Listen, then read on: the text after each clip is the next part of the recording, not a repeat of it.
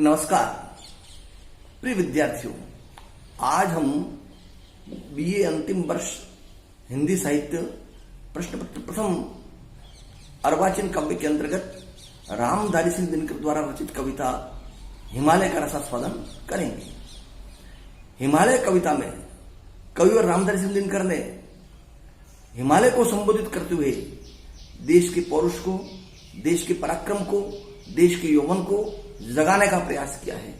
वे लिखते हैं, मेरे नगपति मेरे विशाल, साकार दिव्य गौरव विराट, पौरुष के पुंजीभूत ज्वाल, मेरी जननी के हिमकिरीट, मेरे भारत की दिव्य भाल, मेरे नगपति मेरे विशाल। वे कहते हैं, हे मेरे पर्वतराज हिमालय, तू विशाल है, तू साकार है, तू दिव्य है, तेरा गौरव विराट है, असीम है, तू मेरी मातृभूमि का बर्फमय मुकुट है और इस देश का, देश के पराक्रम का, देश के पुरुषार्थ का भंडार है।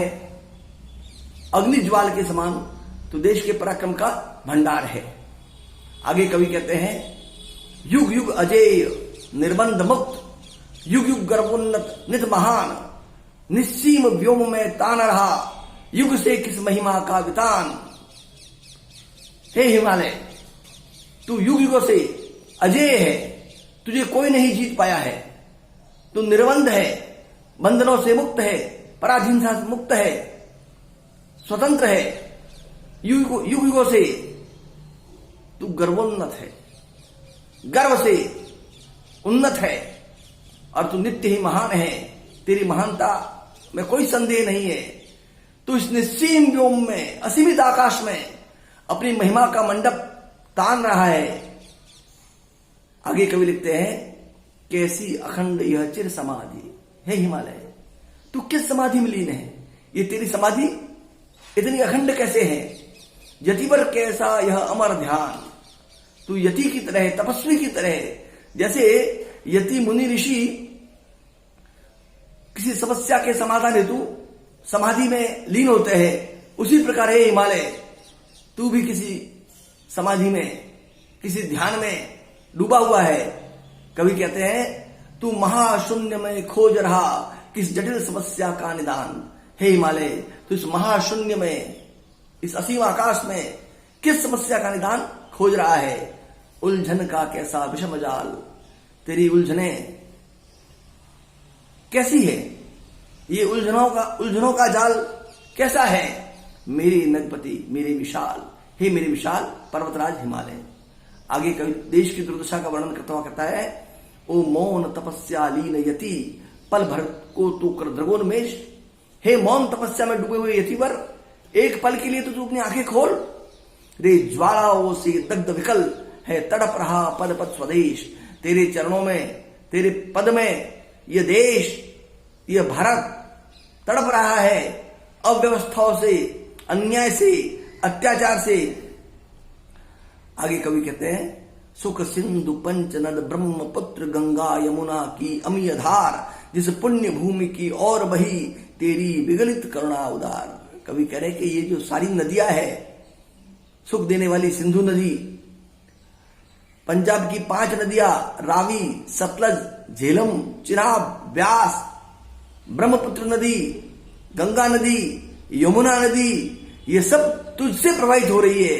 ऐसा लग रहा है कि इस देश के प्रति करुणा के भाव से आर्द्र होकर तेरी ये करुणा इस देश की ओर प्रभावित हो रही है। जिसके द्वारों पर खड़ा क्रांत सीमापति तूने की पुकार, पद दलित इसे करना पीछे, पहले ले मेरा सिर उतार। जब जब किसी आक्रांत ने इस देश पर आक्रमण किया, जब जब कोई आक्रांत इस देश की ओर बढ़ा, तूने गर्जना की और तूने कहा कि इस देश को बाद में परास्त करना, इस देश को बाद में कुचलना, पहले मेरा सिर उतारो, पहले मुझसे मुकाबला करो। आगे कवि कहते हैं, उस पुण्य भूमि पर आज तपीरे आन पड़ा संकट कराल। हे तपस्वी, आज उसी पुण्य भूमि भारत पर भीषण संकट आ गया है। व्याकुल तेरे सुत तड़प रहे, दस रहे चतुर्थ विविध व्याल। तेरे सुत, तेरे पुत्र बहुत व्याकुल है, बहुत व्यथित है, बहुत दुखी है और चारों ओर से सांप, अन्याय रूपी सांप, अत्याचार रूपी सांप, बाह्य आक्रांता रूपी सांप इस देश को डस रहे हैं। कवि कह रहे हैं मेरे नगपति मेरे विशाल, हे मेरे विशाल पर्वतराज हिमालय, कितनी मणियां लुट गई, मिटा कितना तेरा वैभव अशेष, तू ध्यान मग्न ही रहा, इधर वीरान हुआ प्यारा स्वदेश। लेखक कहते हैं कि इस देश की कितनी मणियां लुट गई, इस देश में कितनी तबाही होगी, कितनी बर्बादी होगी, इस देश की संपन्नता, इस देश का ऐश्वर्य लुट गया, और अब तेरा वैभव समाप्त प्राय हो गया, तू ध्यान मग्न ही रहा, तू तो तपस्या में लीन रहा।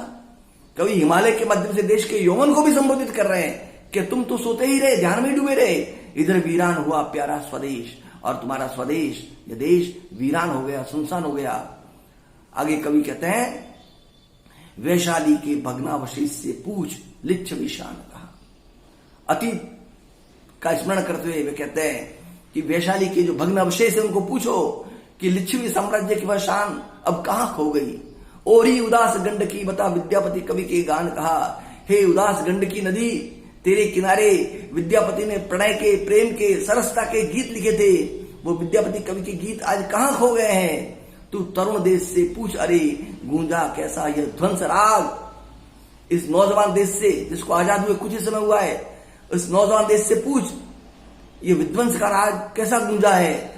अंबुदी अंतस्थल बीच भी यह सुलग रही है कौन आग, समुद्र से लेकर आकाश पर्यंत यह कौन सी आग सुलग रही है जो इस देश को जला रही है, देश को दिन दिन क्षीण कर रही है।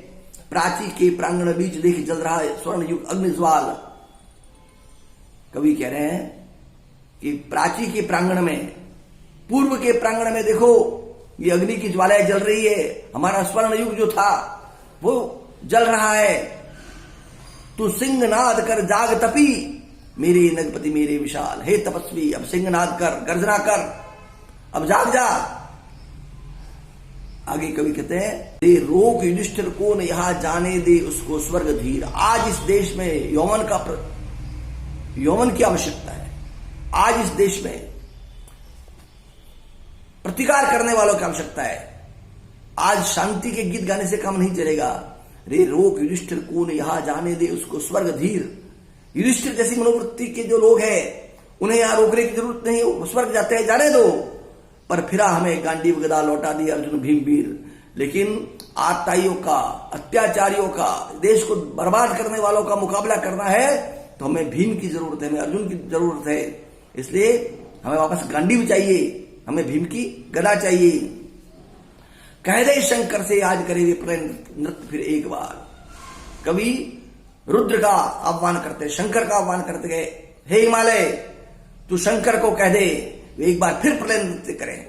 आतताइयों का, अत्याचारियों का, अन्यायों का विध्वंस करने के लिए आज प्रलय नृत्य की जरूरत है। सारे भारत में गूंज उठे हर हर बम का फिर महोच्चार। इस देश के युवाओं को हर हर बम का महोच्चार करना पड़ेगा, हर हर बम का उद्घोष करना पड़ेगा। ले अंगड़ाई हिल उठे धरा कर विराट स्वर में निनाद। हे हिमालय, हे देश के युवाओ, हे देश के यौवन, तू विराट स्वर में ऐसा निनाद कर, ऐसी गर्जना कर कि जो है ये धरती अंगड़ाई लेकर हिलने लग जाए। तू शैल राट हुंकार भरे फट जाए कुहा भागे प्रमाद। हे पर्वतराज हिमालय, तू हुंकार करेगा तो अमावस्या की काली रात भाग जाएगी, फट जाएगी, यहां से अंधेरा मिट जाएगा और आलस्य प्रमाद भाग जाएगा। तू मौन त्याग कर सिंहनाद। हे पर्वतराज हिमालय, तू मौन त्याग, तू सिंह गर्जना कर। रे तपी आज तप का नकाल। हे तपस्वी, आज केवल तपस्या का समय नहीं है, आज कुछ करने की जरूरत है, चुप्पी ओढ़कर बैठने की जरूरत नहीं है। नवयुग शंख ध्वनि जगा रही, तू जाग जाग मेरे विशाल। ये नया युग है, इस नए युग में हमें शंखनाद करना होगा। यह शंख ध्वनि हमें जगा रही है। हे हिमालय, तू जाग, तू जाग, तू जाग। इस कविता के माध्यम से कवि देश के यौवन को, देश के पुरुषार्थ को, देश की जवानी को जगा रहे हैं और वे चाहते हैं कि देश फिर से अपने पुराने गौरव को प्राप्त करे, देश फिर से पुरानी महिमा को धारण करे। यह भारत अपने अतीत के अनुरूप सांस्कृतिक, साहित्यिक और पराक्रम के वैभव को प्राप्त करे। प्रिय विद्यार्थियों, ये थी रामधारी सिंह दिनकर की कविता हिमालय। आप इसका आनंद लें, इसे पढ़ें और इसके भाव को समझने की कोशिश करें। धन्यवाद, नमस्कार।